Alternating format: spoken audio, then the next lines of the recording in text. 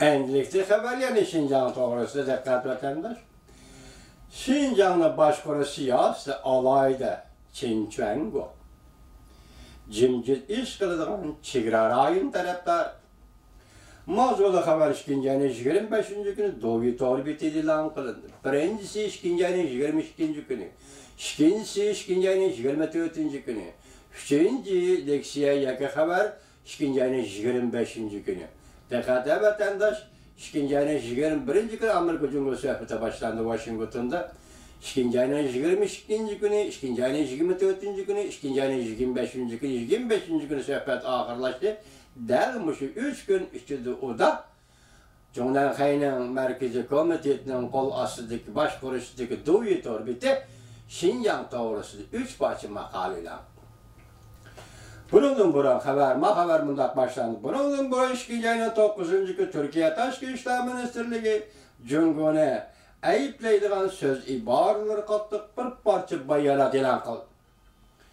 İkinci ayının 11. gün Cumhuriyet Taşkı İşler Ministerliği'nin bayanatçısı Huaçin'in muhbirlarını kütübeleşeceğine Türkiye Taşkı İşler Ministerliği'nin bayanata cevap kaytırıp hem Cumhuriyet'in G'arbi şimalıga joylashgan zo'ravonlar qarshi lageriga aylangan Şinjan yana bir qatam xalqaro jamoat fikrining buran chapqinlari ichiga kirib qoldi. Hozir nimdesem Amerika ovozi bir xabar keldi.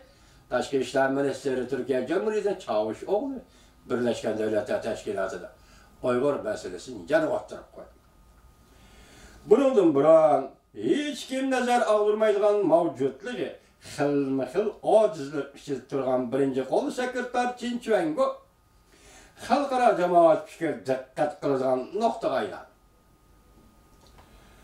O'xshash bo'lmagan mezgillardagi Şinjan siyasi ve Şinjanni bosh qurgan amaldorlar alayda geopolitikalik o'rin murakkab giralishib ketgan milliy ziddiyatlar ve dini itiqod masalalari ve bundan paydo bo'lgan zo'ravonlik meselesi Şinjan ichki tashqi jamoat fikrini diqqat markaziga qo'yildi.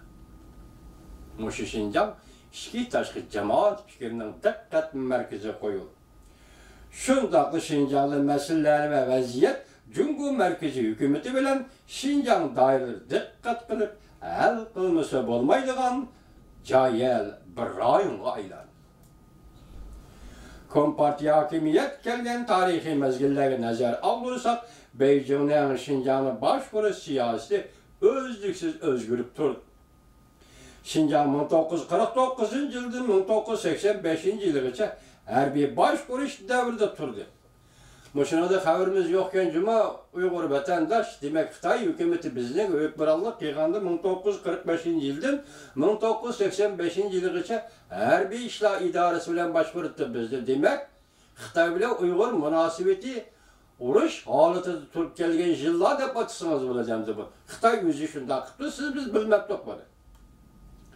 Harbiy boshqarish davrida turdi. Shundan keyin 1985 yildan boshlab Şinjan Neft boshqarish idorasidan kelib chiqqan Sunxalyanning 10 yil boshqarishi asılib turdi.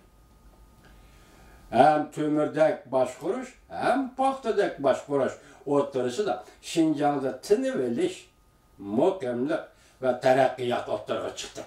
Sunxalyan chiqqandek taraqqiyot o'rtaga chiqdi. Lekin Şinjan meselesi aslida negizidan hal qilinmadi. Xitoy o'zi da'vatli Cuma 1995 yıldan başlap Wang Lequan sekretarlıkla qo'lga tushirib, Şinjanga sekretar bo'lgandan keyin Şinjanni qattiq qo'l boshqarish yo'li muqamliq hammani besib tushirdi degan siyosatning yetakchiligida osoyishlik o'zonga bormadi. 2009 yil 7 ayning 5 kuni O'rimchini markaz qilgan holda butun Şinjanda voqea yuz berib, asosan qo'lga kelmagan muqim vaziyat buzilib, Wang Lequan afsuslik ichida Şinjandan ayrildi. Bu yerda O'rimchi voqeasini yig'izga olganki, amaliyot shu vaqtda vatandosh O'rimchida 7 ayning 1 kuni nayt dag'dug'liq namoyish qo'zg'alganda butun Şinjan Bolakma Kaşgar'dı bu iş, dehşetlik aldı yüz bergen gibi. Naytı dehşetlik, naytı bastıgan gibi vatandaş. Onun kayında sekreter bulup yetip gelgen Cançun Şen, yumuşak kolluk başkoruş yol koygan bolsu mu, o Şinjan ökbirallık kılvatkan 2011 Şinjan maliyesinin 7%'nin halk turmuşu işlepti. O hesap bilen her 3 günde bir katım halkka nep verildiğin siyaset oturuğu çıkarıldı. 2011 yıl. Əfsas, Cançun Şen'nin Şinjan'ın yumuşak başvuru siyaseti mi? Şinjan'ı uzun müddetlik, tenişlik ve muhkemlik elip kilelmi.